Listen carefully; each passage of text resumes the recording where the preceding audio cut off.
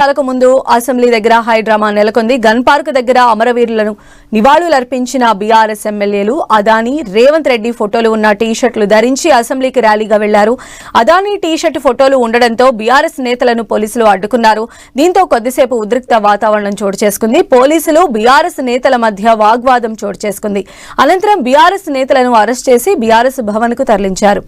CM Revanth రెడ్డికి అదానీతో ఉన్న సంబంధాన్ని బయట పెడతామని కేటీఆర్ అన్నారు. నడి రోడ్డుపైన బీఆర్ఎస్ ఎమ్మెల్యేలను పోలీసులు అడ్డుకోవడం సమంజసమా అంటూ కేటీఆర్ ప్రశ్నించారు. ఢిల్లీలో అదానీతో కుస్తీ పడుతున్న కాంగ్రెస్ నేతలు గల్లీలో దోస్తీ కడుతున్నారంటూ ఆరోపించారు.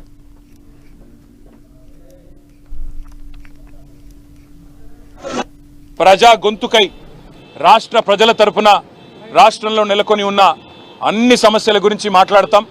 అదే మాదిరిగా ఈరోజు ముఖ్యంగా కాంగ్రెస్ పార్టీ చేస్తున్న దుర్మార్గపు ఆలోచన, దేశంలోనేమో అదానీ మంచివాడు కాదని ఇతర రాష్ట్రాల్లో ప్రచారం చేస్తూ ఇక్కడ రాష్ట్రంలో మాత్రం రేవంత్ రెడ్డి అదానీ అలై బలై చేసుకొని ఏ రకంగా ముందుకు పోతున్నారో, ఏ రకంగా ఒకవైపు రాహుల్ గాంధీ ఢిల్లీలో అదేవిధంగా ఇతర రాష్ట్రాల్లోనేమో అదానీ మీద దుర్మార్గ ప్రచారం చేస్తూ ఇక్కడ మాత్రం అదానీ మంచివాడు అన్నట్టుగా నటిస్తున్నారో ఆ ద్వంద్వ ప్రమాణాలను కూడా ఎండగట్టడానికే ఈరోజు ఈ రకంగా అదానీ రేవంత్ ఒకటై తెలంగాణ ప్రజలతో ఆడుతున్న నాటకాన్ని కూడా బయట పెట్టడానికే ఈ రకంగా మేము నిరసనగా ముందుకు పోతా ఉన్నాం. అసెంబ్లీ ప్రాంగణంలో ప్రతిపక్షాలను అడ్డుకోవడం దారుణమని ఎమ్మెల్సీ కవిత అన్నారు.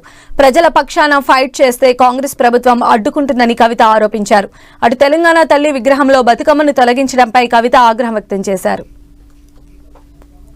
రేవంత్ రెడ్డి గారికి ఉన్నటువంటి బంధుత్వం కావచ్చు, అన్నిటి మీద ప్రతిపక్షాలు మాట్లాడతాయి కాబట్టి మాట్లాడకుండా అడ్డుకోవడానికి ప్రయత్నం చేస్తూ ఉన్నారు.